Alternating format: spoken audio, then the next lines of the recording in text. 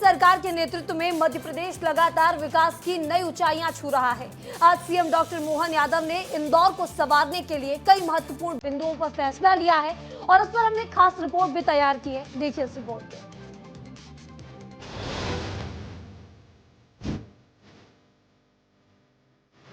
मुख्यमंत्री डॉक्टर मोहन यादव ने रविवार को इंदौर में शहर के प्रमुख विकास कार्यों को लेकर उच्च स्तरीय समीक्षा बैठक की।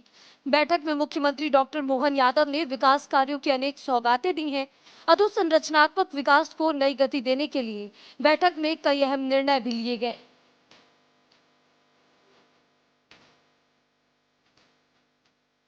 बैठक में जनप्रतिनिधियों, विभागीय अधिकारियों और विशेषज्ञ भी शामिल हुए, जहां शहर के इंफ्रास्ट्रक्चर, यातायात, उद्योग, शिक्षा, मेट्रोपॉलिटन, पूर्व एवं पश्चिम बाईपास, इकोनॉमिक कॉरिडोर, स्थानीय परिवहन, आईटी, पर्यटन और मास्टर प्लान से जुड़े विषयों पर चर्चा की गई। मुख्यमंत्री डॉक्टर मोहन यादव ने कहा कि यह बैठक इंदौर के विकास की दिशा में मील का पत्थर साबित होगी।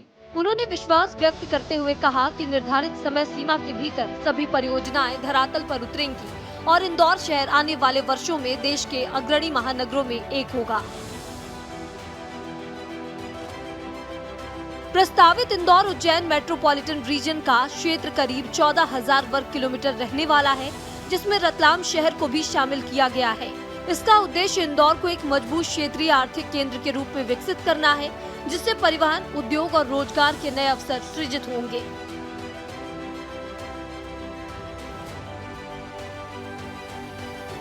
हमने इंदौर में इंदौर से जुड़ी मेट्रोपॉलिटन अथॉरिटी, जिसके माध्यम से भविष्य में एक नया एरिया डेवलप होगा, ये हमारे लिए सौभाग्य की बात है। मैं उम्मीद करता हूं कि केरल में आने वाले समय में और आगे भाजपा पत्ती दिखाई देगी। मेरी अपेक्षा। आपको बता दें कि इंदौर में मेट्रो ट्रेन के अंडरग्राउंड होने का मामला शहर हित की दृष्टि से लिया गया है। इस विषय पर सीएम ने कहा है कि जनप्रतिनिधियों समेत सभी ने इसे लेकर अपनी बात कही थी। इसके मद्देनजर इसे खजराना वाले रूट से अंडरग्राउंड किया जाएगा। इसके लिए 800 से लेकर 900 करोड़ रुपए का जो खर्च आएगा वह राज्य सरकार लगाएगी। पूरी मेट्रो को भूमिगत करने का सुझाव आया। हमने सबने निर्णय किया कि जो सबको सुविधाजनक रहे, ज्यादा प्रभावी हो और इंदौर के विकास के लिए उसका प्रॉपर उपयोग हो जाए, तो इसको इस तरह से हमने सबने मिलकर के निर्णय किया है।